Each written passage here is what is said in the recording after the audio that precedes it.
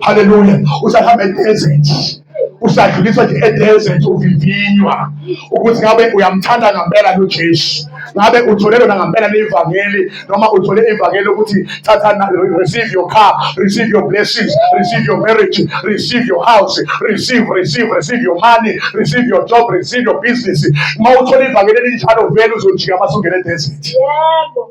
Uzothi kanti ngizofakwa endaweni enje kanti besibuyele emuva.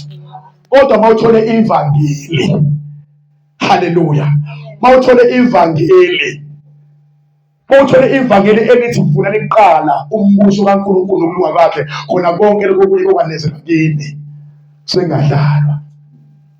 Uzongena ngedesert, uzongena futhi ufasta, ungena uthandaza, ungena ukholwa kahle, hayi ukuthi uyobulawa, uyolungiswa, yokwenziwa. Abantwana ba-Israyeli yayikhona indlela eyiqhamulela kanti beGibhithe abangakwazi nje ukuthi baphile ngale, kodwa inkinga ayibona uNkulunkulu, wabona isoshe kuvuka amafilisi endleleni, bese bona-ke bayasaba ngoba abaqalanga batrainwa for le ndlela abazoyihamba. Bonke basatshiswa nje amafilisi babuyele emuva phela manje.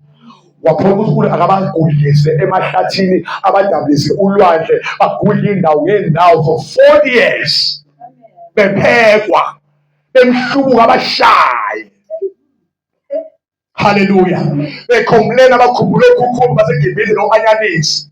Cabanga nje uNkulunkulu enza umsebenzi ongaka, usakhumbula u-anyanisi baseGibhithe, usakhumbula lo mfana wayi-500 rand maphela inyanga, usakhumbula lo mfana ayikhohlisa nje abathi uyakuthanda, ngiyakuthanda lapho abe neyintombazana eceleni, usakhumbula nje izinto ebezumdlalo ngenxa sasedesert isikhathi esincane nje. Babashaya ngoNkulunkulu, waletha inyoka ezinesihluku ezazibashaya bafe, kodwa futhi egcwele umusa.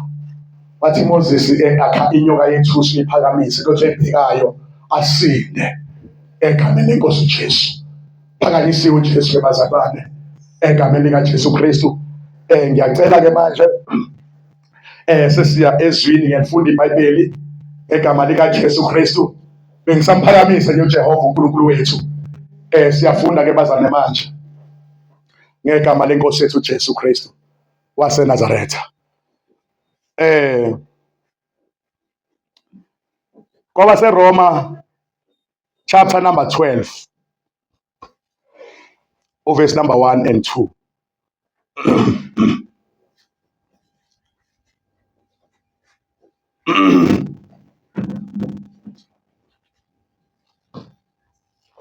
Jesu langa lomphefumulo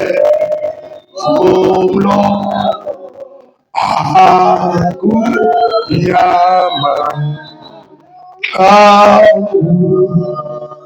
khona. Jesu langa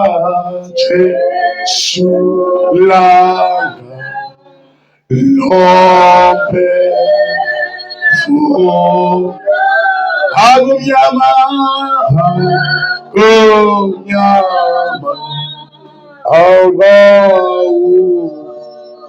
khona. Lifundeka kanje bazalwane izwi lenkosi kwabaseRoma chapter number 12 from verse number 1 to verse number 2.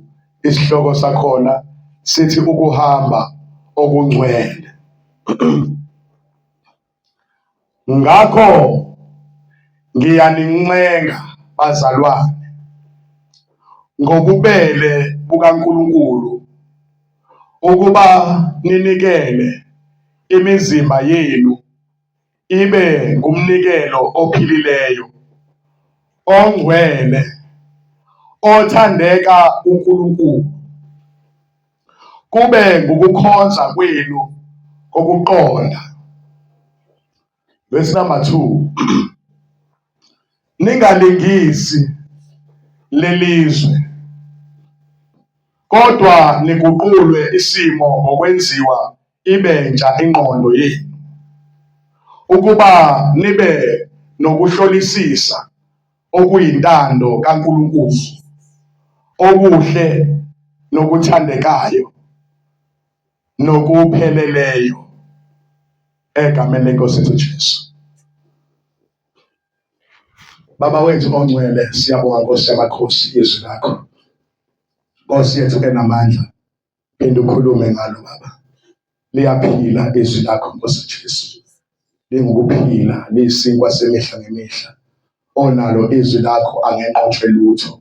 Nkosi yamakhosi, ngegama lenkosi yethu Jesu Kristu. Siyabonga Moya Ngcwele. Siyabonga Baba ukuthi ungumsizi wethu, uyasisiza, uyasifundisa, uyasiqondisa. Noma sesiphambuka uyasibuyisa ngoba ufuna sihambe ngokungcwele. Awufuni sihambe ehlathini siduke phambi kwakho. Awufuni umuntu oyohlwitha esandleni sakho Nkosi yethu Jesu Kristu waseNazaretha. Nkosi yethu enamandla, phinda Baba usiqondise ngalo izwi lakho. Usikhumbuze Baba ukuhamba ngobungcwele bakho, ukuhamba ngezimiso zakho. Nkosi yamakhosi, egameni elika Jesu Kristu.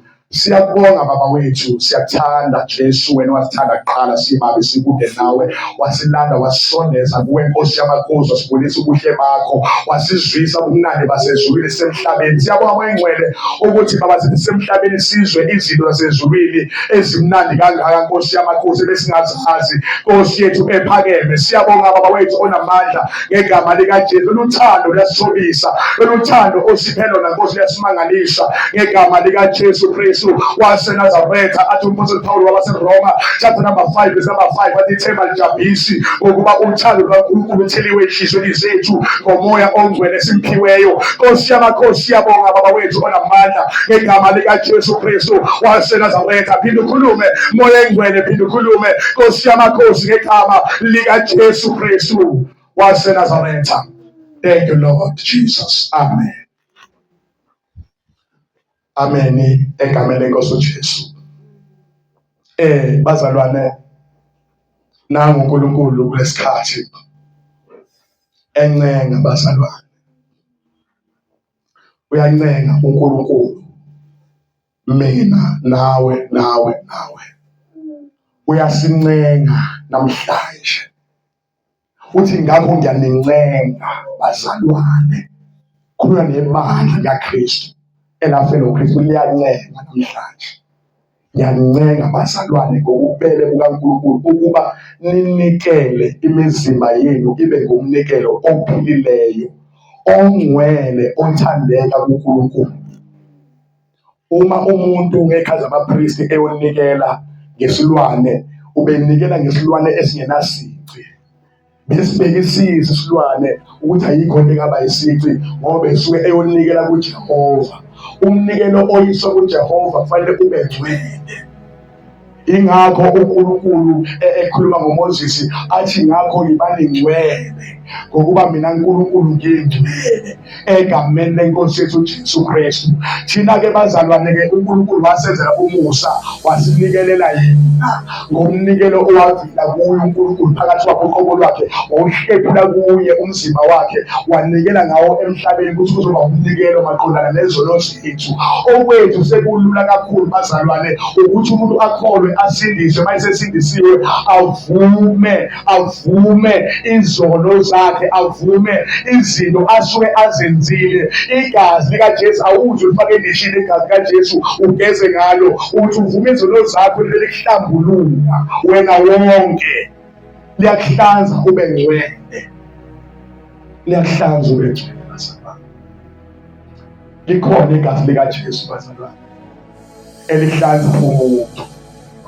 Likhona igazi likaJesu Kristu elihlanza zonke izono bazalwane. Sidlulile ezonweni ezinempondo lezi egamini wonke umuntu ofika akhuluma ngazo, athi angisakwenzi ukuthi bese umuntu ekhohlwa izono zenhliziyo. Siyibona ezibonakala egamini lezi nempondo. Inkomo nje ilahlekile babona impondo abona nazo inkomo. Siyayibona ezibonakalayo. Sibona abantu basezweni ke lezo ukuthi hayi umuntu osindisiwe akayenzi ke lento. Kodwa nalezi izono ey'la enhliziyweni futhi usathane ke uyiqili kakhulu bazalwane, ngoba uyazi abazalwane vele akusafanele benze izono lezi ey'nkulu abayiyekile, kodwa into ayenzayo uhlasela inhliziyo. Impi enkulu iphakathi kwakho enhliziyweni. Akuyena umfana lokhu umbona lapha ngaphandle edlula ngapha lolosizolana. Impi enkulu iphakathi kwakho. Uyabona nje impi enkulu kwemanje ayisebenzisa kakhulu iminyaka le. Ifoni kuqala. Yabona ifoni. Ifoni ungena nayo engutsheni uyimboza bakhona abantu. Ibona wena wedwa noSathane amademoni. Nishumayezana noSathane. Akhulume la engqondweni yakho. Athi uyayikhumbula ungakakholwa ukuthi ojwayele ukubukana. Athi awucofa nje kancane. Uyazi ukuthi akhiphise imali ngoba isono siyakhokhisa. Akhiphise imali uyothenga idatha. Lokuthi khona into ofanele uyibuke khona uzokondla lenyama le. Wondle namadimoni ngoba ukhulisa idimoni phakathi kwakho uma ubuka izinto ezingcolile. Akutshele ngisho iwebsite ukuthi usathane kuba udumi kanjani yabona ngimasele esonweni uvela kunika ukuhlale kokumangalisa la uzomangaza hayibo mina ngiyazi kanjani ukuthi English angiyazi kahle ngiyazi kanjani lento lena uyibona ukuthi utype lapha ungena uresearcha umesi computer swazi yonke into lapha ungene khala kaqa entweni kaSathane uyoyendla ke lenyama uyondle lenyama umoya engcwele acime phakathi kwakho. Lithi izenkosi kaMcimbi umoya engcwele esamukeliswa naye uphawu kuze kube usuku olukhulu lokuhleka wethu. Kodwa uSathane mayifika uyazi ukuthi lamakhola aqwashile ayasaba ukuthi umoya engcwele avela asebenzisa ifoni yakho oyithenge ngemali yakhe enkulu imali aphinde athengise idatha aphinde futhi akunike ukuhlala ephakathi uSathane ukuthi hayi scroll kwesikhathi ungene nje lo Facebook uthi wezivulela iy'nkonzo ma TikTok wezivulela iy'nkonzo athi sephela ngiyabhola scroll shuka phansi uyongela okuhle ithi vele into yakho uSathane athi makancane kunani ngabe akhuze wena wathi ungabuki uze ukuthi heqe uvalo asane kuya udlule phinde kuye ukuthi uthi hayi ngoba ngedlule fast akumise uSathane sengeneleke ephakathi enhliziyweni yakho. Noma sungayithatha ifoni yakho uyiswitche off ibeke laphana kodwa uSathane sengile enhliziyweni. Ilokho afunayo ukuthi arecord kunecamera la erecorda yonke into ebuka la ngamehlo idlala lapha enhliziyweni. Ususenkingeni-ke uyashikashikeka ke manje uyajikajikileka njengo-Amnoni ekhanda udade wabo uThamari ujikajikeke uzuzade mzalwane uzatiswa yini isono esingene ngedatha lakho olithengile nefoni yakho oyikhokhela ngapha ejoyina manje kodwa ulanda isono sizohlala phakathi kwakho sizokhontrola inhliziyo yakho. Nasi isono uyithengele wena isono. Nasi isono siyakhuluma isono phela manje uyabhaquza awusazi okwenze njani mase fanele enhlambulukweni wenze le nkosi umalizolozela omunye komunye ithakazelane usiyaqala uyasaba ukuthi mina wonke ebengingasha kangaka ngifakaza kangaka noJesu ngithi ngihlukene nesono nkosi yakho wenza uyena uSathane sezokushumayeza ke manje ufuna ukuhlalisa phansi uqhubele esonweni kakhulu wone. Haleluya siyadlala isono saphethe wambe endleleni nasi isono enhliziyweni usako ukunhliziyweni uthi ubhekelela nasi isono wena siyakhula mawuhlambuluke futhi esona sifasti kabi ke bazana nathi umdlwana wenhla umudla kahle khula fast nesono sikhula kanjalo masidla kahle. Uyabona ikholo Nkosi yami selingene enkonzweni akusathandazeki nisabathanda aqashwe lithi Nkosi abazothini abazalwane bangazothandazeki akuvele ngizama ukufohla ngivululele liyothandaza ikhona likhwehlele yini ekwehlelisayo isono. Angithi manje isono sinelayo emphinjeni ithi isono unamanga phakathi kwakho uzoyinqashanqashisa evuthisa la unamanga kube ngathi bakubona bonke abantu bathi wena nesono yabonana uvela uthulu osathandaza kuthi kuyadunyiswa kusemnandi ukulehleka amandla uthi uyakhuphuka sibe sizohlekwa la isono ithi hawu wena anizwe mina nawe yazi nje uvele khambe kongamandla kuphela lomlilonyana bele kuthi uyawuphapha uphethe nabazalwane bekuphele kwakhona sekukhulumile idimo lesono ngoba isono bazalwane sifana netheni oboshwa ngayo la onyaweni esiboshela entweni ey'ntini noma iphali ukuthi uma uhamba sikulimithe uthi base uflow kakhulu uNkulunkulu uthi uyawezwa banda sibe sikuhlebele wezwa kanjani amandla ngephakathi kwakho sigebengu lisekhona kasi yakumangalela isona. Amen. Sazi kahle isono ukuthi ebukhoneni bakhe kunenjabulo, ebukhoneni bakhe kunenjabulo emangalisayo. Manje ingakho sabe siyitshala nje kubantwana bakaNkulunkulu, siyitshala abantwana bakaNkulunkulu senzele uma ufike ebukhoneni bakhe ungayizwa le njabulo esikhuluma ngayo, ungabuzwa lo mnandi esibuzwayo mase sihlangene siyibandla likaNkulunkulu. Silokhu sikimangelele isono ukuthi khumbula ukuthi uthini. Yazi ukuthi ubuhlungu kanjani ukuphila impilo esisihogweni oselanhlabeni. Kubuhlungu kakhulu ukuphila impilo esihogo ususilisiwe washiya izinto ey'ngaka zezwe uphinde uphila impilo esihogo ususekusindiswe somkela uJesu babhadiswe egameni kaJesu usuba nesihlo kodwa unento ohamba nayo ongafuni ukuyilahla. Njengoba usondla nje isono siyofana nenyoka, yabona ingane yenyoka icebezela kahle wabele isandla ihambe kahle abidinyana nalo leli kakhulu kungenzi lutho. Kodwa uma ungayigcina nje uyivale ekhethini ukuyondla ngelinye ilanga nje uyayithatha ukuyibamba ngesandla ingqoqoze ngoba iyinyoka ikwimishini nesono sikanjalo. Masiza kuwe siza kahle sikhulume kamnandi enhlizweni yakho, sikhulume kamnandi endlebeni yakho sithi hayi uzothi kancane nje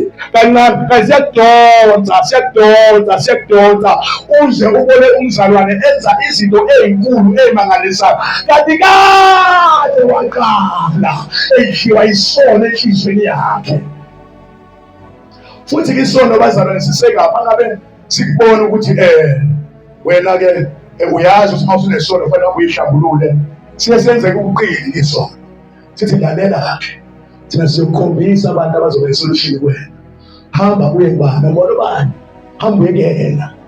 Sekukhombisa zona umuntu ofanele uye kuyena uhlambuluke kuye kuse nizovumelana ukuthi ayikhuleka bese enyameni vele phela kufanele uphile kanjena inyama le bafowethu, inyama le nivumelane-ke akunike ngisho amathiphu okuthi ungasonda kanjani-ke manje ukuze sikubulale.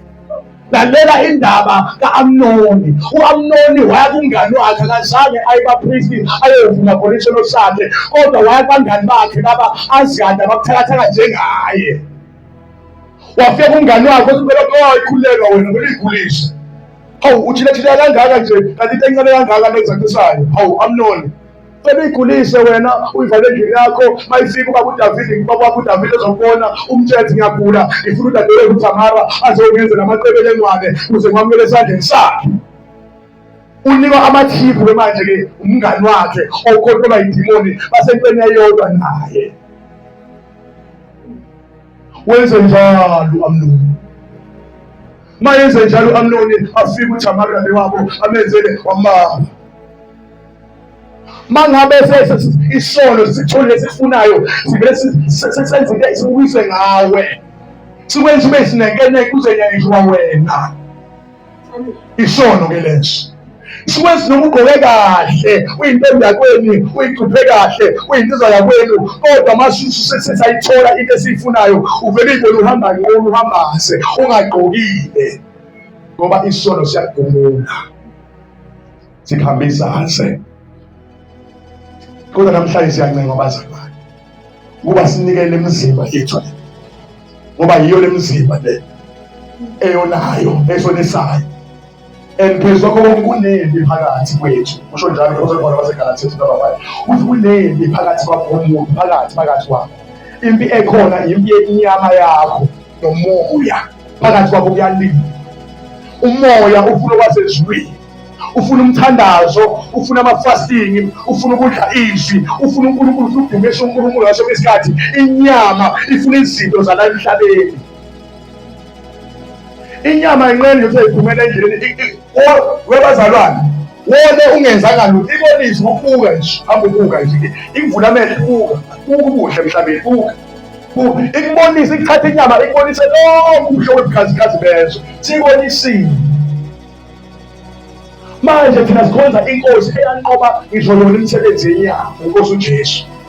Kwase kufikile kusathane kuthi kuyoshumayeza inkosi uJesu kuthi yayibona lenkazimulo engaka enikezwe mina ukuthi ngiye noma bani engithanda ukumnika yona, wena mawungase uguqe nje lapha phambi kwami ukunika yonke lenkazimulo emhlaba. Uzoshumayeza inkosi uJesu. Kwasho inkosi uJesu phela ayifani nathi, uNkulunkulu uqobo. Wamthetha suka sathi ulotshiwe nje la ezweni ukuthi okhonza inkosi yakho ikhonzela yodwa. Asikhonzi inyama nomoya kanye kanye, sikhonza uNkulunkulu kuphela ngomoya. Ingakho uNkulunkulu abazalwane athi abayokhula le ndaba amele ukuthi bakhule ngomoya nangeqiniso, ngoba uNkulunkulu ungumoya, ufuna abakhuleka kuye babe njalo. Ngoba wabona indaba yenyama, inyama ayingenisi muntu ezulwini, imisebenzi yenyama ayimfaki umuntu ezulwini. Angitsho ibona inyama ukuthi ipheka kanjani. Tshela abantu mina ngumuntu mase ngiyaguga awukufake makeup ngeke ebusweni bami konizokwenza uma nje intombazane encane ngifake iruji manje kuzoba muhle kakhulu ngomboza lamacici amacici lana sisamashiya ithi inyama sisamashiya lawa emvelo wasuse bese ungeba ngepeni uzoba muhle ngeli faka inzipho bese inzipho zemvelo kuzoba muhle ngeli inyama ke leyo mazalane ithi inyama awafihla necleavage yakho ke manje veza kunakuyavele ngaphandle lana ngoba nje uyabona kubonakale la uhlale ngaphandle khona bazobona phela abantu usibugisa phela kusho inyama abazalwane, ngoba inyama iyonisana yahlula inyama ngomoya. Ungavumi ukuhlinza inyama izinqomo, yahlula inyama ngomoya egameni lenkosi yethu Jesu Kristu. Haleluya. Uthi ninikele imizimba yenu ibe ngumnikelo ophilileyo ongcwele. Mayiphile imizimba yethu bazalwane, mayiphile imizimba yethu yagugiswa izolo egcwele enhlizweni zethu. USathane ufaka ishinga amagqubu enhlizweni yakho. Kunabantu nje namhlanje ungabakhulumisi nazazi. Kunabantu ozambheka ukuthi ngiyempini enhlizweni uthi ngokozelo ongayazi uvele uphimisa amathi mawumbheka thawambheka ngenxa yento ayenza kuba asifunisanga uJesu kanjani. Thina siyaxolela, siyabakhulekela abasingelayo, siyabusisa abasiqalekisayo. Haleluya. Ingakho noma sithandaza asithi akubuyele kumnikazi, akubuyele kuyena umthando othakathayo egameni lenkosi uJesu. Kodwa sifuza umoya egameni likaJesu, namoya egameni likaJesu hamba. Haleluya. Thina senze lento ethandwa abantu lana athi umuntu oyinyanga ekuthi yona engadlala akubuyele kulanyanga egama likaJesu lelo lesiboko asabe sekanyanga asabe selasangoma asabe selamthakathi. Thina abazalwane sibizele ekuphileni nasekuphiliseni, sibizele ekukhululeni abantu aboshiwe manje kumnyama, ngoba naye lokuzondayo ingoba akayazi into ayenzayo. Ethiwa uJesu siphambanweni wathi inkosi bathelele ngoba abakwazi abakwenzayo. Umuntu ozonda wena usuwangayazi into ayenzayo, umuntu oxabana nawe usuwangayazi into ayenzayo, umuntu ola nawe usuwangayazi into ayenzayo. Nawe ungabeke nawe usuqhumbisa umlomo-ke mhlawumbe uthi uyambingelela wangavuma nawe masuvela kuyena njalo usuduze umlomo ushuba ujabule kanjani masubone velonakala usuku lwakho. Ngeke uthi lo muntu lona wasambhekela wangavuma, wena uyakholwa nje, wena ukhanya la emhlabeni, wena usawoti wezwe. Usawoti wezwe phela awubonakali na usawoti, ube nethesi lapho khona wena umntwana. Umntwana kaNkulunkulu la ikhona khona kuba nethesi bazalwane. Umntwana kaNkulunkulu uba nomusa, umntwana kaNkulunkulu uyahawukela, umntwana kaNkulunkulu uyapha akanyintshali bazalwane. Akanyinte ngisho emsebenzini uphethe isikhaphini ngoba ukhona umuntu olambile awungi wedwa bazalwane ngeqiniso ngekuKristu. Ngiyayibonga inkosi yangisiza kakhulu, yangifundisa inkonzo enjalo. Awudli uqede umuntu uhlele eqeleni usekhuluma umlomo ingane yabantu Nkosi yami sikhothi umlomo. Hey Nkosi yami nabakhona emkhaleni yakhona ngiyangithanda la ngikhona. Phela ukhole Nkosi yami ukusindisa uNkulunkulu uyayi uqede isikhaphini sakho. Phela naye mcela Nkosi yami awubambe nawe iphuni kwethu sidle sishele nakho ukudla. Ngikhathi wenza lokho abantu badumisa uNkulunkulu ngento enhle oyenza emhlabeni. Bakhanya ukhanya kwethu babantu babone ukhanya kuthina bese badumisa uNkulunkulu, ngoba noma senza asenze ukuthi imuluze kithi Asikhalisi nje icilongo masenze. Okwenziwa isandla saka-right masingazi vele sakalento into esenzile. Lento eyenziwa abaFarisi lezi insuku emasontweni, ufika kushuthwa iy'thombe besiyonikela obani, besiyonikela abantu abahluphekile, besiyobanikela amarasi, besiyonikela. Hayi, ayihambi kanjalo le ndlela abazalwane, ayihambi kanjalo. Senza njengokusho kombhalo. Masingasenzi njengokusho kombhalo, sorojwa usathane.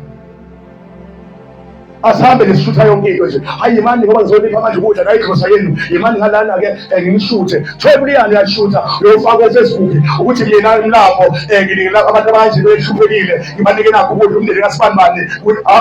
Asenzi kanjalo. Asenzi kanjalo. Ukuthi uJesu Kristu awenza kanjalo usuwamukele umvuzo wakho ukuthi awunalo uthando. Noma ungathi unothando namanga ufuna udumo luze kuwe. Vele uzowamukela umvuzo wakho wabantu okhuluma kahle ngabakunqobe. Uthi awuSibanibani awuNkosi yami indlu yenkosi, awuSibanibani ave ayilungele, awuSibanibani ave lusizo. Lalela! Ushuthile wena uphosa ko-Facebook ufuna ukudumisa abantu. Abamdumisa uJesu badumisa wena. Phela uNkulunkulu akafuni bazame ukushela inkazimulo yakhe nomuntu.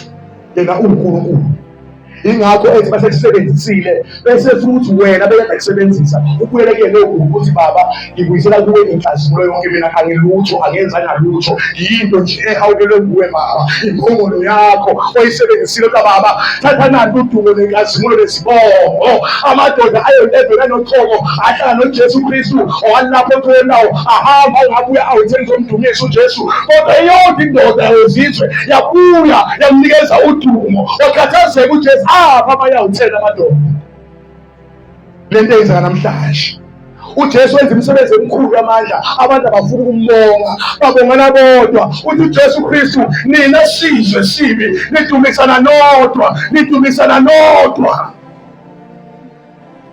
Badumisana bodwa abantu besithi awuSibanibani ungena ophafu kakhulu, awuSibanibani wena ophafu kakhulu. UJesu yena wabalwa ngaphandle uJesu. Ubani owenza bephafu labantu? Ubani ogcobayo, ubani obasebenzisayo, ubani obapha amandla, wavalwa ngaphandle yena kanti wenze njani? Akuvela uJesu bazalwane, akuvela uJesu entweni yonke oyenzayo, makavela uJesu. Hawu mina ngithandazela ubani uyabe egula waphila, mina ngathandazela ubani waphila, mina ngenza ukuthi akuvumina umina mawubulawe phakathi kwethu masinikele imizimba yethu ukuba ibe ngumnikelo ophilileyo kufanele kuthiwa umina. Acela umina abantu bami, mina hawu mina ngiphawuvuka kabi, hawu mina hawu ngithandaza kabi, mina 4 hours. Hawu mina mina mangihlabelela mina mfana wami wehla umlilo. Wehliswa bani umlilo? Wena lutho wawukhanda lo mlilo. uNkulunkulu usuke ezobonakalisa amandla akhe phela ngawe mntwana wakhe. Wena-ke buyisela inkazimulo kuye. Haleluya. Tshela ukuthi kunika lo dumo siyawudumisa ofanelwe udumo. Sikunika lo dumo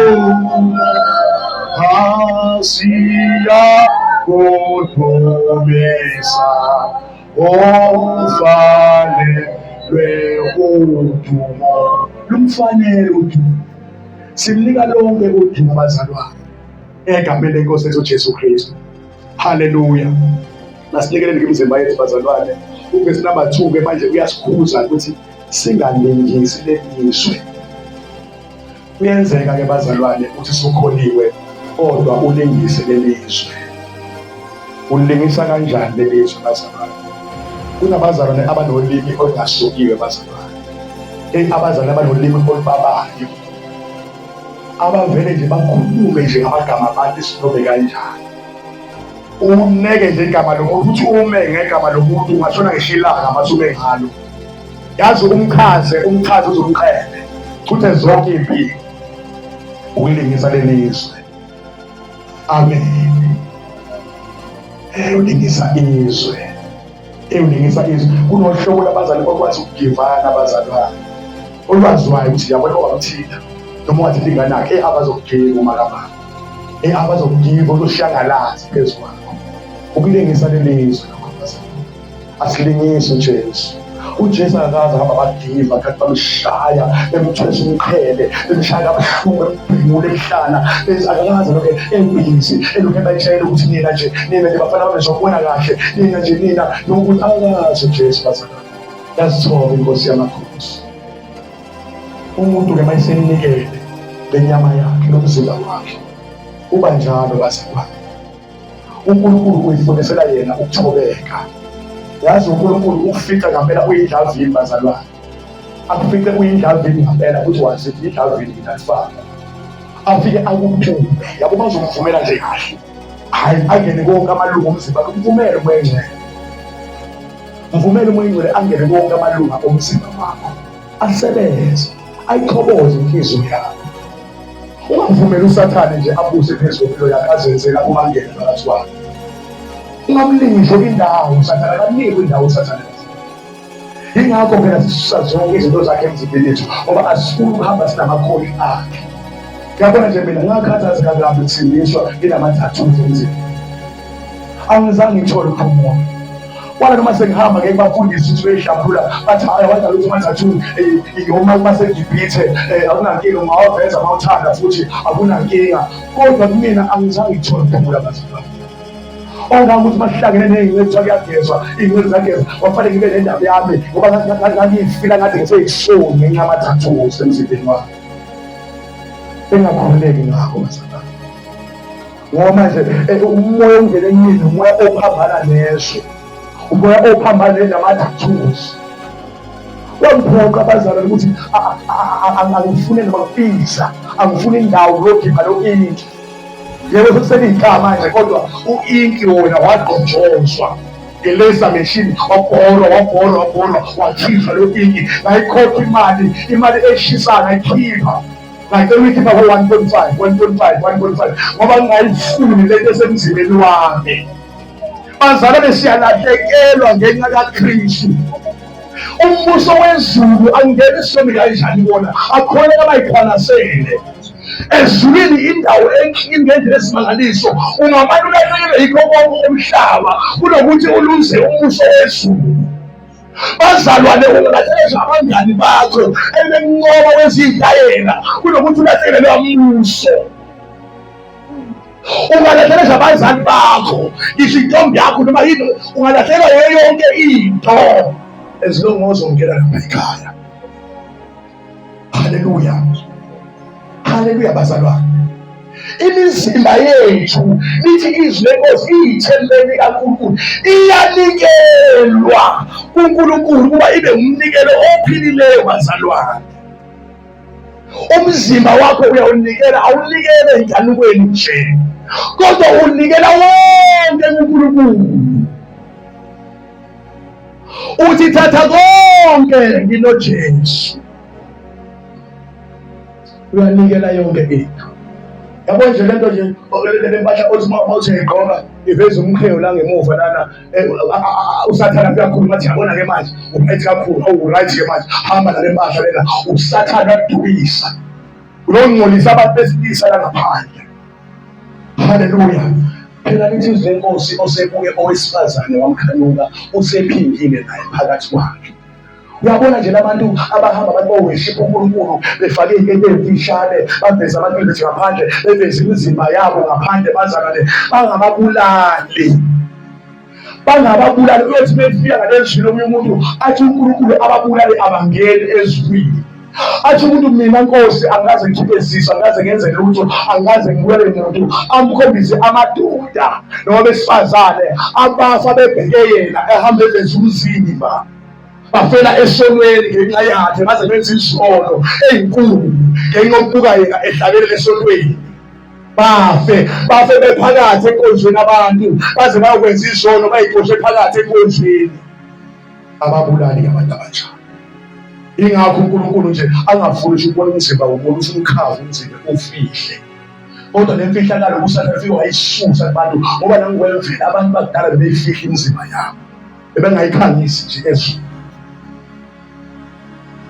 uthi uNowa uma ngabe ephuma emkhunjini kade kufika uzamcolo usehleli namadodana akhe awaluleke uthi madodana ami bantabami lalelani kahle ningadli igazi ningaliphuzi igazi abaphuza igazi labahlala imbuzi zibongele kubona phuza amagazi benza isinengiso esithima kakhulu uNkulunkulu uthi igazi alehliwa sifuna emakhaya kwethu ubele elifana namafutha kuphiwe nawe umuntu kwathi uphuthu igazi lenkomo elinqulo kudliwe imnandi leyanto kanti thina sesiqalekiso sidlile ngadliwe igazi mayiqhubeka uNowa abaluleka abantwana bakhe uthi-ke ningahambi niveze imizimba ngaphandle nifihle imizimba yenu ngoba kuyihlazo uma umuntu ehamba eveze umzimba wakhe phambi kaNkulunkulu kuyihlazo elinye umzimba uyafihlwa bazalwane uNkulunkulu ngalesikhathi u-Adamu no-Eva sebadlile emthini ekuthiwa bangadli kuwo wasuka ingubo yasezulwini ekhazimule babonakala uhamba uNkulunkulu babaleka ehlahleni ngoba esaba ihlazo mayifika uSomandla uNkulunkulu uJehova wafika wahlabela isilwane uJehova uNkulunkulu wasihlinza isilwane wabenzela iphungu bembatha ngoba engafuni ukubheka umuntu enqunu masinikele imizimba yethu uma sinikela imizimba yethu kunale nkazimulo esiyembathayo sezulwini uyazi-ke bazalwane masumbethe inkazimulo yasezulwini usumbethe ingubo kaNkulunkulu noma ugqoke ingubo echipe u-10 uzibona ugqoke ingubo yemiliyoni enevelu ngoba wembethe leyasezulwini ngaphakathi kwakho uqhamuka ogqoke ingubo ka-10,000 kuvele kubathi uhambaze ma engambethe leyasezulwini and uyibona yena ukuthi uhambaze okubaluleke kakhulu kwembatha ingubo yasezulwini bese ufihla umzimba wakho la enyameni khonze kahle uNkulunkulu wembethe namoya awubuhlungu khonze uNkulunkulu uhamba namoya siyanikela imizimba yethu siyanikela imizimba yethu sengathi uNkulunkulu akasenzele umusa kulesizukulwane esiphila kusona bazalwane sibe isibonelo la uhamba khona noma bengakuthandi kodwa basho bathi imele into yakhe lo muntu uthi mawudlula lithiwa elwa mama la Nkosi yami namhla ngakholwa umuntu ufana naye elwa sisi Nkosi yami namhla ngakholwa umuntu ufana naye elwa baba Nkosi yami namhla ngakholwa umuntu ufana awulabhuti namhla ngakholwa umuntu ufana naye awulomuntu omusha Nkosi yami namhla ngakholwa umuntu ufana naye haleluya izwe liyayi-advertise into yabo abasindiswa abazali abasindisiwe into yabo ayibulala ezweni bafuna ivele kabi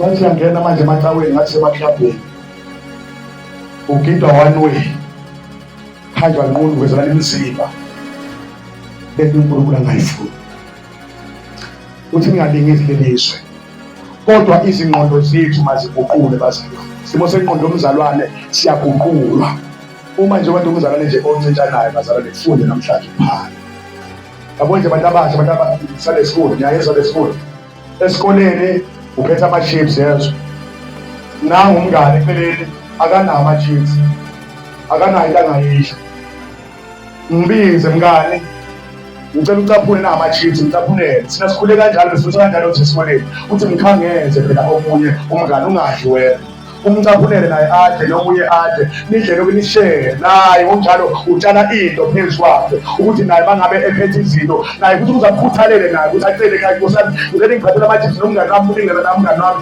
afike esikoleni asenawo akuphe nawe kuphilwa nje kanjalo othando lukaNkulunkulu uqala usemncane awuyiphile basumdala leyo nto leyo uyiqala nje usemncane nje uma udle ekhaya naku umngane uyangena uyamtshela mngani cele lapho ngumama khuluma mama ngiyacela ukuthi ukuthi bese isifuni nangu umngane Nkosi yami ngicela kusidle naye umngane sidle nomngane uma futhi ekhaya umama ekupha ukudla mawubona ngathandaza umama uyathandaza uthandazela ukudla kwakho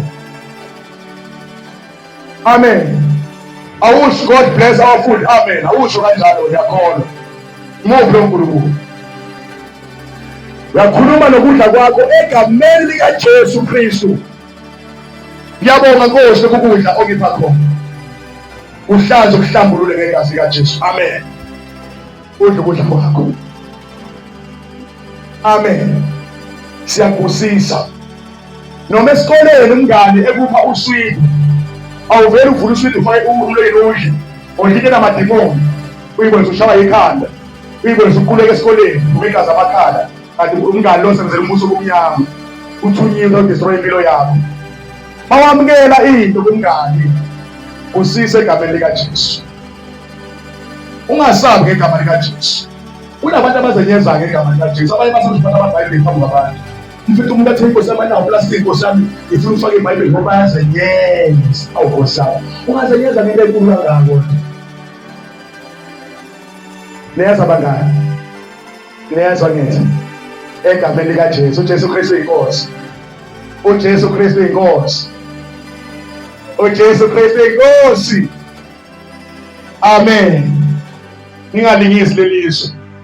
Uma nibona umngani ngiyaxolisa ngoba bazalwane egameni likaJesu siyafisa nabafaka nabo egameni lenkosi uJesu kungahambi thina sodwa nabo bazalwane ibandla leli lakusasa ngoba benza into emangalisayo. Egameni likaJesu mawubona umngane esikoleni edelela omunye umngane, mabahleka abanye ungahleki wena. Uyezwa?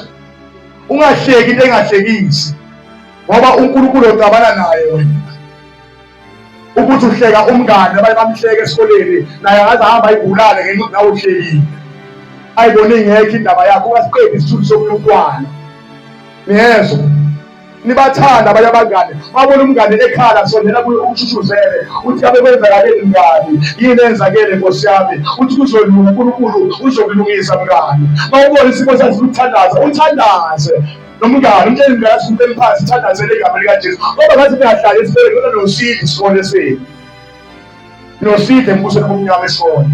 Isho ingane encane ngawo uNkulunkulu ayisebenzisa. Uma nje ibiza igama likaJesu amadimoni ayasha. Kuthiwa khona enye ingane eyayidlala ney'ngane abangani bedlala kanti khona isathane sezo-atheka kuleyo ndawo leyo-ke. Iy'ngane ngiyakholwa kubo zilingisela ukukhonza enkonzweni uba mayishumayela athi uJesu Kristu uyaphila. uJesu egama likaJesu bazalwane ilingisela iy'ngane ziyidlalile isondo iy'ngane lashi ngibona ufakazi umuntu eyisathanesi uthi ngabhukabhukeka ingane ulibiza igama likaJesu dlala iy'ngane. Haleluya. Uyabona igama likaJesu linamandla kanjani? Linamandla nje liphuma emoyeni wengane. Lijwayele igama likaJesu. Ningasaba ophikipiki esikoleni ngeke nenze lutho manegama likaJesu. Ningasaba kuthiwa khona abasathanisa asebathoyilethi enza neligazi abantu. Ningayisabi leyo nto leyo-ke. Inkosi yenu inamandla phezu kwayo yonke lento. Yinto ezenzasemhlabeni ezenza abantu abangamesabi uNkulunkulu lezo. Nina abantu abombuso kaNkulunkulu yezwa. Umngane ebhodlela izicathulo ungalokhu ukukhweba ngane uthi ungenzi kanjalo ukuhleka. Noma ebukele ingubo yakhe esikole umeshethi lakhe ungalokhu ukukhweba ngane ukukhweba kanje. Ngoba uzwa isihogweni umncane ungaka. Ngoba nabanye bayangena bangenzi kaNkulunkulu. Amen. Nabanezono zabo engangabo lese kukhuluma ngazo. Amen. Egameni likaJesu Kristu. Nikelani imizimba yenu kube ngumnikelo ophilileyo uthi ngokwenziwa ibentsha ingqondo yenu ukuze nibe nokuhlolisisa okuyintando kaNkulunkulu. Uhlolisisa kahle okuyintando kaNkulunkulu mawunikele umzimba wakho. Nawe futhi uzofunisisa ukuthi mhlambe ngabe sihamba khona entandweni kaNkulunkulu. Uhlezi wesaba uNkulunkulu bazalwane. Uhlezi wesaba uNkulunkulu. Yazi ukuthi ngake ngithenge impahla angikhohlwa. Ngake ngihambe ngiyothenga impahla ngigcwele inkanuko yamehlo. Yabo uhamba uhewa nje impahla zonke nje. Hamba uhewa ungena into hamba ngoba nje ukuthi uyabona kuhle lokho Nkosi yami nami ngisemusha nyana ngaqoka lana Nkosi yami. Uthi uze umwenye uyaphika uthi wathenge lokho. Wathi ngikhanda manje kanjani impahla ezingibamba ngamanje ngibamba bamba nabantu baqhaza nje kanjalo. Ngithe mase ngizwa phakathi savuma. Asafundwa sezulwini. Ngizama ukuphoqa. Bazalwane into ebuhlungu kakhulu ngithi mase ngigqokile. Bazalwane kube ngathi ngidle olunye uhlobo lwesisono futhi esinyanyisa ngendleso sengigqokile bazalwane. Ngithi bathi ngiyayibuka ngathi ngimumbi ngathi nje manje nayikhanda selikhuluma wala ngikhanda ngase ngistik sweet. ngase ngi-stick sweet sengibabele othanqa wami-ke umamlambi yazi nezekhanda ngishalo othanqa wami osikilijini-ke namabhonto acijile ngathi upopayi inkosi yami-ke bazalwane isono samehlo sokungafuni ukulalela uNkulunkulu engase ngopopayi-ke noma sengihamba sengiyazenyeza ayikho into engizoyenza la bathi ayilile sekulethe ngenkonzweni. Amen. Sengiyashumayeza upopayi-ke manje waze washo kuyiba ukuthi ubhela ngapha esenkhefu abakhulu wathi wemlapho uyazi base ugqokele into yakho lesikini sakho lesi kuba ngathi upopayi wangitshela into endawo engiyibonayo wathi angikhale ngitshela. Haleluya. Ngoba isono bazalwane sivele nje sikwenzise noma yini eyenza ukuthi ube kuhle emehlweni akho kodwa emehlweni abantu kube kubi ngaphambi kaNkulunkulu. Waphoqa ukuthi akeyigumule ngiphise ngazo ezobalingana abancane ezibanele ezobalingana kahle nje kube kahle kubo. Waphoqa ukuthi angene manje emabhulukweni lawa-ke angathi-ke akahle mina bazalwane ezithaqathaqeke baba ngazo ngabona ukuthi ayifunakali ngampela. Nakhona wafoma ngezame inkosi yami-ke bakuthengithi ithi iyalinganisa ithi habe ngoba ngangifasa kakhulu ama-dry fasting manje ngimncane emzimbeni manje uyabona begqokile ngathi kukhothengiwe vele ukuthi nkosi yami ngeke phela sekanjena-ke ngibuye ukuthi ngizame-ke noma khona ukumfoma manje khona ngathi ukuthi kancane still kube kubi. Amen bazalwane.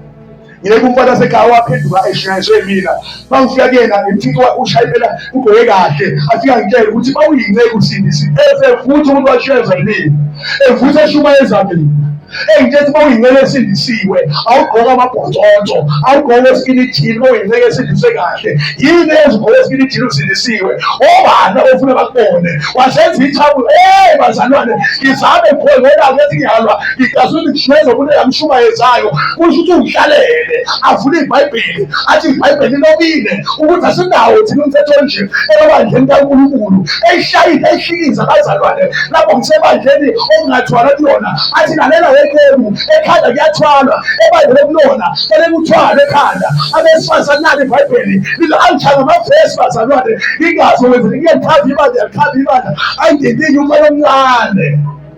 Haleluya. Uyambona uNkulunkulu njani?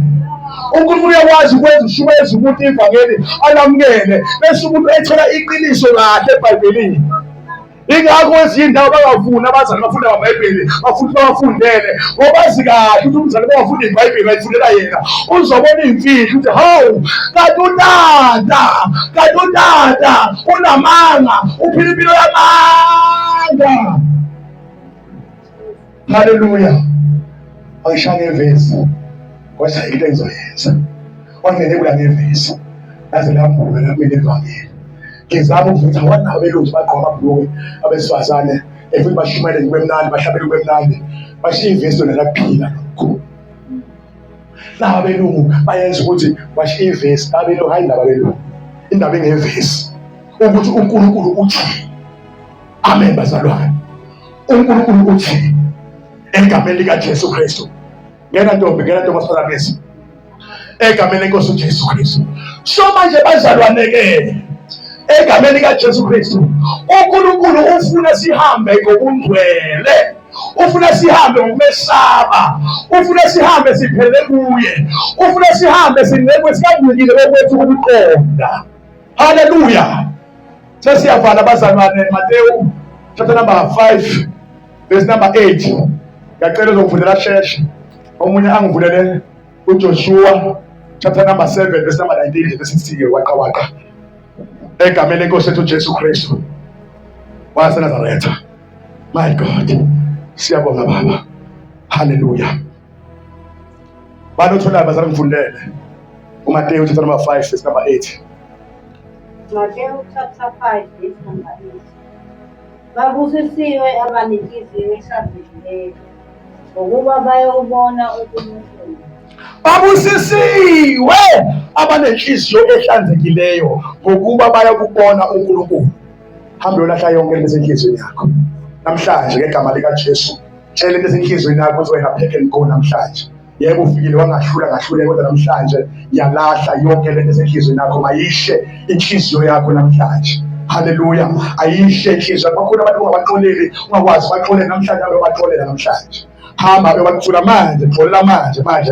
UJesu akhuluma nawe nje manje. Mawulizwa izwi likaNkulunkulu ungayenzi lokhu inhliziyo yakho iqinise, kodwa phenduka manje usezwa, usaphila emhlabeni ngoba ukhumbula ukuze emhlabeni uzolungisa indaba yakho noJesu namhlanje, hayi kusasa. Bawukhona ongabaxolelanga, ahambe ubaxolela. Bafanele bahlale ucingo, babikele kwezempilo, umtshele kangamagquna ngiyathola mfowethu egameni likaJesu Kristu into wangenza yona ngathi ngicaswele kabi. Xolisa, bafanele xolisa, uyihlambulule, bafanele uhlambuluke, ube right, busana nabo bonke abantu. Ithi lenkosi shesha uzwane noxabana nawe. Funa kunikele kumahluleli, kunikele ephoyiseni, iphoyiseni kufake ilongweni. Isihogo leso.